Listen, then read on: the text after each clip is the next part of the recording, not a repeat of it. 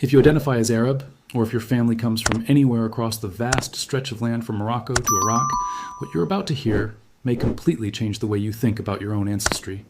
For most people, the word Arab conjures a single, unified picture, a shared bloodline stretching back to the deserts of Arabia, carried forward by conquest and unbroken for over 1,400 years. That is the story passed down through generations. That is the story tied to language, to faith, and to a sense of belonging that spans more than 20 countries and hundreds of millions of people.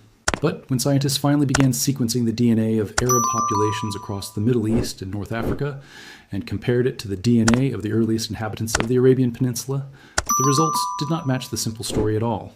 What they found instead was a genetic picture far more layered, far more diverse, and far more surprising than almost anyone expected. One that forces us to rethink what it actually means to be Arab. To understand why this discovery matters, we first have to understand what the Arabian Peninsula actually was before the 7th century. Long before Islam emerged from the city of Mecca, Arabia was not an empty desert waiting to be filled with history.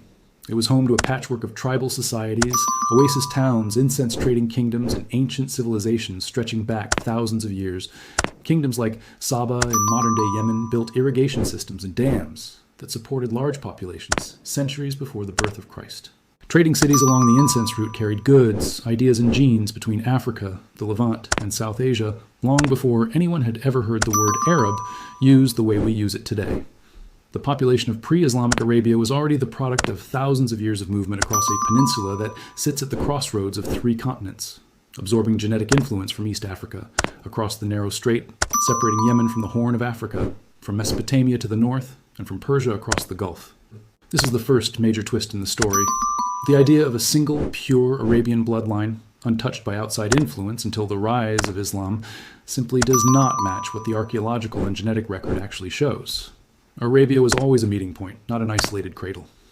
Ancient DNA extracted from burial sites across the peninsula reveals a population already carrying genetic threads from Africa, from the Levant, and from the Iranian plateau, woven together over thousands of years of trade caravans, seasonal migration, and intermarriage between neighboring tribes and kingdoms. Long before the 7th century, the people of Arabia were already a blended population, not a single homogeneous group waiting to spread outward.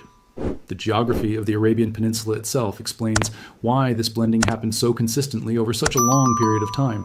Arabia sits directly between 3 of the most historically significant regions on Earth, Africa to the southwest, Mesopotamia to the north, and the Iranian plateau in South Asia across the waters to the east. Camel caravans carried frankincense and myrrh from southern Arabia northward to Mediterranean markets for well over 1,000 years before the birth of Islam, and every caravan route was also a route for people, ideas, and genes. Coastal communities along the Red Sea and the Arabian Gulf built lives around fishing, pearl diving, and maritime trade that connected them as much to East Africa and Persia as to the interior of their own peninsula.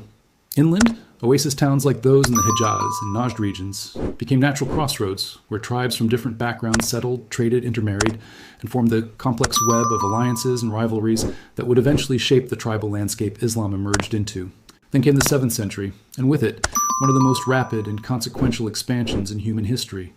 Following the rise of Islam under the Prophet Muhammad, Arab armies swept out of the Arabian Peninsula and, within less than a century, had conquered territory stretching from the Iberian Peninsula in the west to the borders of India in the east.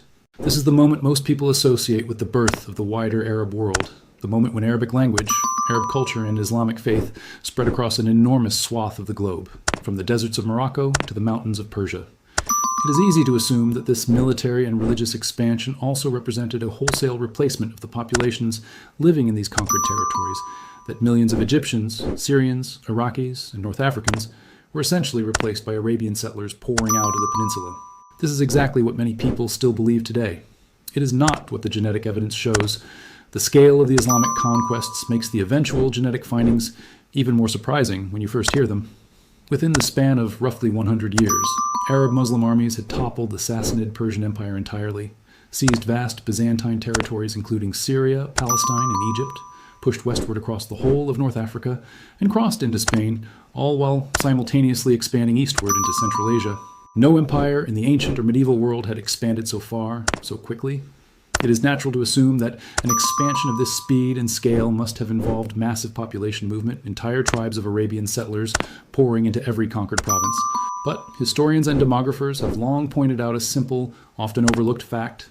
The population of the Arabian Peninsula at the time of the conquests, though difficult to estimate precisely, was almost certainly only a small fraction of the combined population of the territories it went on to conquer. Egypt alone is believed to have had a population in the millions at the time of the Arab conquest, a number the entire Arabian Peninsula could not have matched, let alone exceeded. When researchers compared the DNA of modern populations across the Arab world to the DNA of populations from the Arabian Peninsula itself, the genetic picture that emerged was strikingly regional, strikingly diverse, and in many ways, strikingly disconnected from a single unified Arabian source. Populations in Egypt, for example, show overwhelming genetic continuity with ancient Egyptian populations going back thousands of years before the Islamic conquest, with only a modest genetic contribution traceable to the Arabian Peninsula. Studies using ancient Egyptian mummy DNA compared to modern Egyptian DNA have found that modern Egyptians carry noticeably more sub-Saharan African ancestry than their ancient predecessors did, a pattern linked to later trans-Saharan trade and migration, rather than a story of Arabian replacement. In other words, the deepest genetic roots of the modern Egyptian population trace back to the Nile Valley itself, not to Arabia, even though the population today speaks Arabic and strongly identifies as Arab. This finding becomes even more remarkable when you consider just how much continuous written and biological evidence exists from ancient Egypt. Because of the extraordinarily dry climate of Egypt and the long tradition of mummification, researchers have been able to extract and sequence genetic material from mummies spanning roughly 2,000 years, from the New Kingdom period through the Ptolemaic and Roman eras. This gives scientists an almost unheard of opportunity to directly compare ancient and modern populations from the exact same geographic location. When these ancient Egyptian genomes were compared to the genomes of modern Egyptians, researchers found that the core Nile Valley genetic signature remained remarkably stable across the centuries, even through the Persian, Greek, Roman, Byzantine, and eventually Arab periods of foreign rule. The most significant genetic shift detected was not a wave of Arabian ancestry, but an increase in sub-Saharan African ancestry that intensified over the last 2,000 years, most likely connected to Nile trade routes, and to the long history of human movement between Egypt and territories further south along the river. The story is similar, though not identical, across the Levant, the region covering modern Syria, Lebanon, Jordan, and Palestine. Genetic studies of this region show populations with deep continuity stretching back to the ancient Canaanites, a Bronze Age population whose DNA has been recovered from archaeological sites and compared directly to modern Levantine populations. Researchers found that modern Lebanese, Syrian, Jordanian, and Palestinian populations carry a substantial proportion of ancestry tracing directly back to these ancient Canaanite populations, layered with additional genetic contributions from later migrations, including Greek, Persian, Roman, and eventually Arabian influence following the Islamic conquest. Once again, the pattern points toward continuity with the ancient population of the land itself, with the Arabian genetic contribution representing an important but partial layer rather than a complete replacement. What makes the Levantine case especially compelling is how far back the continuity actually stretches. The ancient Canaanites, whose DNA researchers recovered from Bronze Age burial sites across modern Lebanon, lived in this region more than 3,000 years before the rise of Islam. They were seafarers and traders, the same people history remembers as the Phoenicians, who founded colonies across the Mediterranean, including the city of Carthage in North Africa. When their ancient DNA was sequenced and compared to modern populations across Lebanon, Syria, Jordan, and even parts of the wider Levant, researchers found that a striking majority of the genetic ancestry present in these Bronze Age Canaanite skeletons is still detectable in local populations today, essentially unbroken across more than 3,000 years of empires rising and falling around them. Persians, Greeks, Romans, Byzantines, and eventually Arab Muslim armies all passed through, ruled over, and left genetic traces within this region, yet the deep Canaanite genetic foundation never disappeared. North Africa tells an even more complex story. Populations across Morocco, Algeria, Tunisia, and Libya today overwhelmingly speak Arabic and identify as Arab, yet genetic studies consistently show that the deepest ancestral roots of these populations trace back to indigenous Berber populations who have lived across North Africa for thousands of years, before the Arab conquest of the 7th and 8th centuries. The Arabic language and Arab identity spread widely across this region, particularly following later migrations of Arab tribes in subsequent centuries, but the underlying genetic ancestry of most North African populations remains predominantly rooted in the indigenous populations of the Maghreb, blended with genetic contributions from sub-Saharan Africa to the south and from the Iberian Peninsula and broader Mediterranean world to the north. Some coastal and urban populations show a higher proportion of Arabian and Middle Eastern ancestry, particularly in regions that received larger waves of Arab tribal migration. But even in these cases, the indigenous Berber genetic foundation remains clearly visible in the DNA. The story of North Africa's Berber populations is, in many ways, one of the most overlooked chapters in this entire history. Long before Rome, Carthage, or Islam ever reached North Africa, Berber-speaking peoples had already developed their own kingdoms, most famously the ancient kingdom of Numidia, which flourished across what is now Algeria and Tunisia more than 2,000 years ago. These populations built their own distinct genetic identity over thousands of years of relative regional continuity, occasionally blending with Phoenician traders who settled the coast, later with Roman colonists, and eventually with the Vandals and Byzantines, who briefly controlled the region before the Arab conquest arrived in the 7th century. Genetic studies of modern Berber-speaking communities, particularly those in more isolated mountain and desert regions of Morocco and Algeria who have maintained their language and traditions with less outside contact, show some of the clearest and most well-preserved indigenous North African genetic signatures found anywhere in the region, offering scientists an invaluable window into what the population of this region looked like before Arabic ever arrived. Even within the Arabian Peninsula itself, the population is far more genetically diverse than the single unified narrative would suggest. Large-scale genomic studies conducted in countries like Qatar and Saudi Arabia have identified multiple distinct genetic subpopulations, existing side by side within the same national borders. Researchers working on comprehensive genome studies of the Qatari population, for example, identified at least 3 genetically distinct clusters within the country, one closely resembling Bedouin populations with deep roots in the Arabian Peninsula itself, one showing significant genetic affinity with Persian and South Asian populations, reflecting centuries of trade and migration across the Persian Gulf, and one showing substantial genetic contribution from East African populations, a legacy of historical trade networks and population movement across the narrow waters separating Arabia from the Horn of Africa. This means that even citizens of the same Gulf nation, all speaking Arabic, all sharing a national and cultural identity, can carry remarkably different genetic ancestries, depending on their family's particular history within the region. This kind of internal diversity is not unique to Qatar. Similar studies conducted in Saudi Arabia have identified meaningful genetic differences between populations in the western Hejaz region, historically connected to trade routes along the Red Sea and pilgrimage traffic from across the Islamic world, and populations in the more isolated central and eastern regions of the country, where Bedouin tribal ancestry tends to appear in higher, more concentrated proportions. Yemen, often considered the ancestral heartland of the Arabian Peninsula because of its deep pre-Islamic history and the ancient kingdoms that once flourished there, shows genetic signatures reflecting both its role as one of the oldest continuously settled regions of Arabia and its geographic proximity to the Horn of Africa, with many Yemeni populations carrying detectable East African ancestry alongside their deep Arabian roots.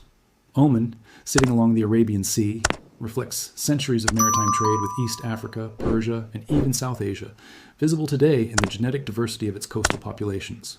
This pattern, a shared language and identity built on top of a much more diverse genetic foundation, is once again a textbook example of what researchers call the elite dominance model, the same pattern we see in Turkey, in Hungary, and in numerous other regions throughout human history.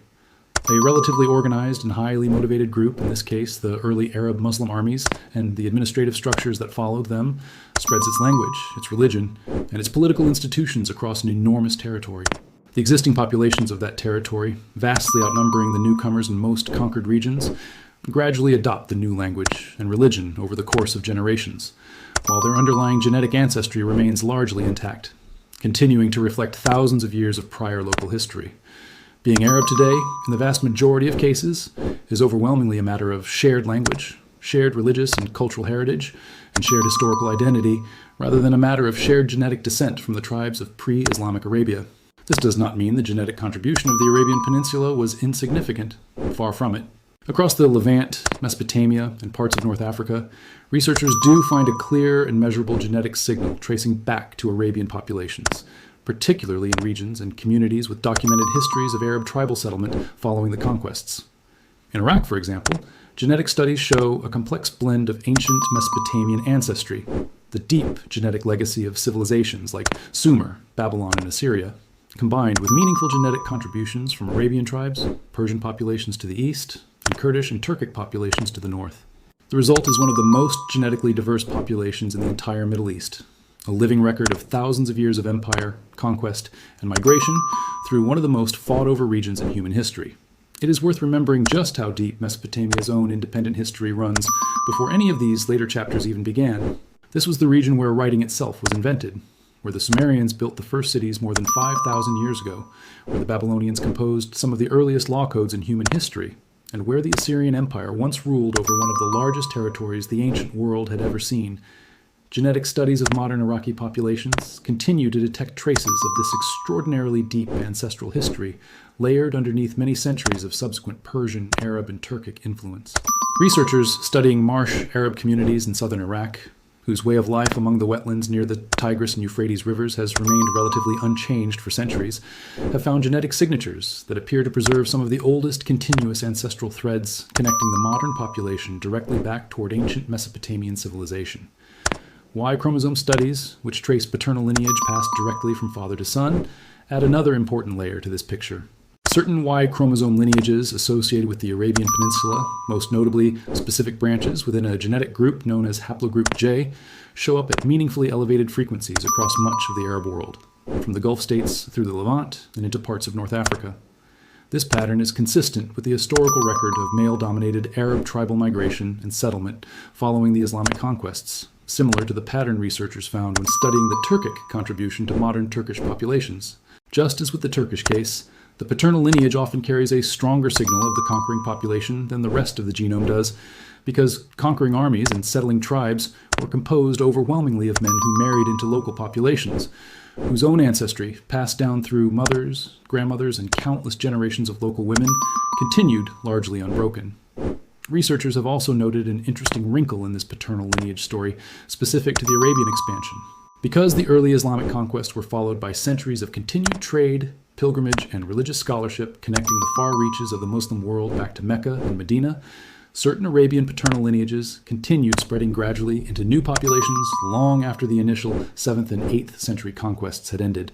Merchants, religious scholars, and Sufi missionaries carrying specific Arabian lineages settled in West Africa, East Africa, South Asia, and Southeast Asia over the following centuries, in some cases founding influential families whose descendants remain identifiable through Y chromosome studies today. This slow, centuries-long diffusion of Arabian paternal ancestry, driven by trade and religious networks rather than military conquest, adds yet another layer to the complex genetic legacy of the Arabian Peninsula, one that extended its reach far beyond the territories initially conquered by early Islamic armies.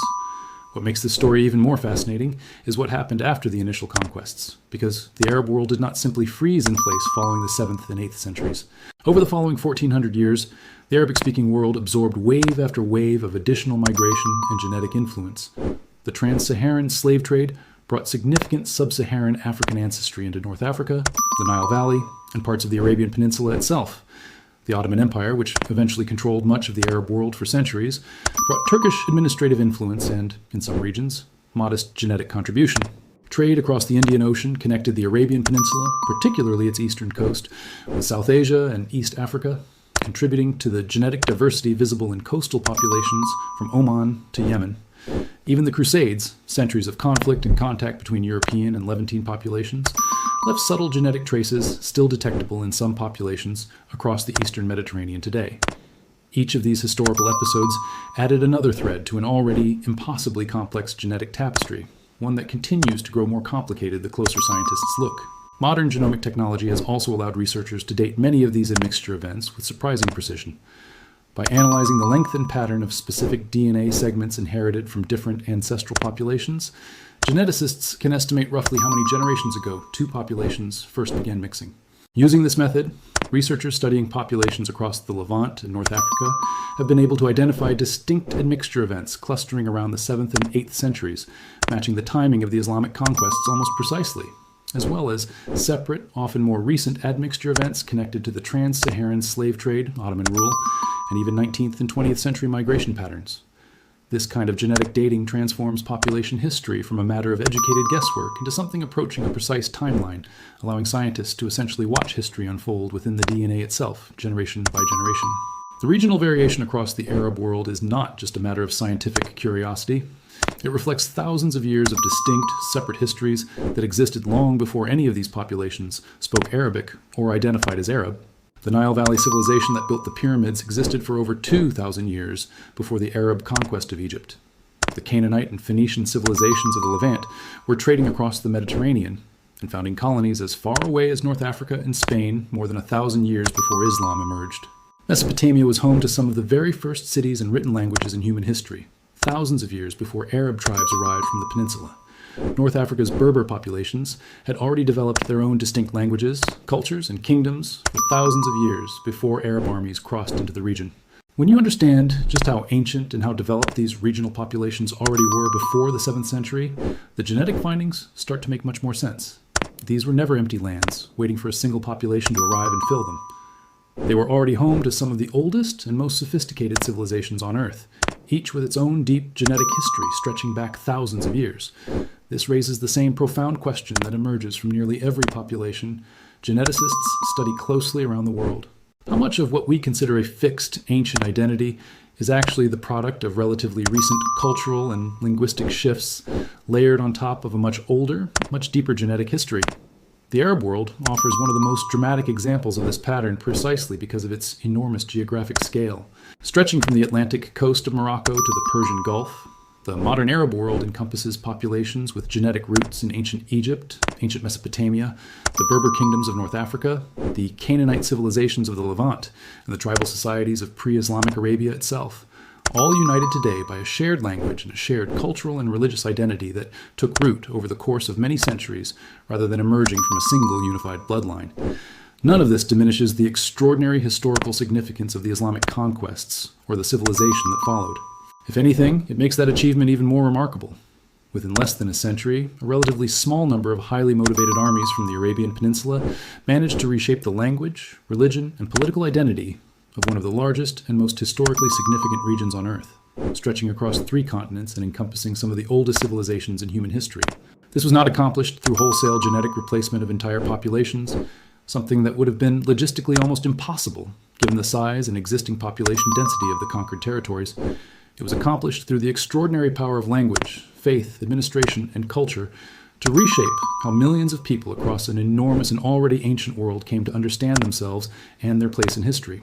There is a particular irony worth reflecting on here. The very civilizations that Arab identity today proudly claims as part of a shared heritage, ancient Egypt, ancient Mesopotamia, the Phoenician trading empires of the Levant, the Berber kingdoms of North Africa, were, genetically speaking, largely separate from the Arabian Peninsula for most of their independent histories. It was only through the sweeping cultural and religious transformation of the 7th century onward that these ancient, distinct populations came to be woven into a single shared Arab identity. In a strange and beautiful way, this makes the achievement even more impressive rather than less. An identity powerful enough to unite the descendants of pharaohs, of Phoenician sailors, of Berber kings, and of Mesopotamian scribes under one shared language and one shared cultural story is a testament to just how transformative language, faith, and culture can be, far beyond anything genetics alone could ever accomplish. It is also worth considering how this genetic diversity plays out on a personal and social level across the modern Arab world today. Families in Cairo, Damascus, Baghdad, Casablanca, and Riyadh all consider themselves Arab, all speak dialects of the same language family, and all share a broad cultural and religious heritage. Yet a genetic test of individuals from each of these cities would reveal profoundly different ancestral stories, shaped by thousands of years of entirely separate regional history before the Arabic language ever reached their ancestors. An Egyptian family might carry ancestry tracing overwhelmingly back to the ancient Nile Valley. A Moroccan family might carry ancestry rooted primarily in indigenous Berber populations of the Atlas Mountains. A family from the Gulf might carry a genetic signature blending Bedouin Arabian ancestry with Persian or East African influence. And yet all of them share something equally real and equally powerful: a common language, a common historical narrative, and a common cultural identity that binds an extraordinarily diverse set of ancestries into a single, coherent sense of belonging. This is what makes the science of ancient and modern DNA so valuable when studying questions of identity. It does not simply confirm the stories cultures already tell about themselves. It complicates them, deepens them, and often reveals a version of history far richer and far more interesting than the simplified narratives passed down through generations. The story of Arab origins is not a story of one population from the Arabian Peninsula spreading outward and replacing everyone in its path. It is a story of language and faith triumphing across an enormous and ancient world, uniting populations whose genetic roots stretch back thousands of years into some of the oldest civilizations human beings have ever built, from the banks of the Nile to the mountains of North Africa to the deserts and oases of Mesopotamia and Arabia itself. If this kind of hidden history fascinates you, this is only the beginning of what ancient DNA can reveal about the populations we think we already understand. Nearly every population on Earth carries a similar story buried within its genome, one that often looks nothing like the traditional narrative taught in schools or passed down through family history. Make sure you are subscribed, because in the next video, we are going to dig into the ancient DNA of another population whose modern identity may be hiding an equally surprising and equally ancient genetic past. If you found this breakdown valuable, leave a comment and let us know which population's DNA story you want uncovered next. It is worth remembering, before we close, that none of this science is meant to divide people or diminish anyone's sense of belonging. If anything, it should do the opposite. It reveals that Arab identity, like nearly every national and ethnic identity on Earth, was built through resilience, adaptation, and the extraordinary human capacity to form community across difference. The Egyptian farmer, the Berber shepherd, the Levantine merchant, and the Bedouin tribesman all became part of something larger than any single bloodline. A shared civilization built on language, faith, and culture, strong enough to bind together some of the oldest and most remarkable peoples in human history. History is written by the victors, but the evidence written into our DNA tells a story that is far older, far more complicated, and far more remarkable than any legend ever could.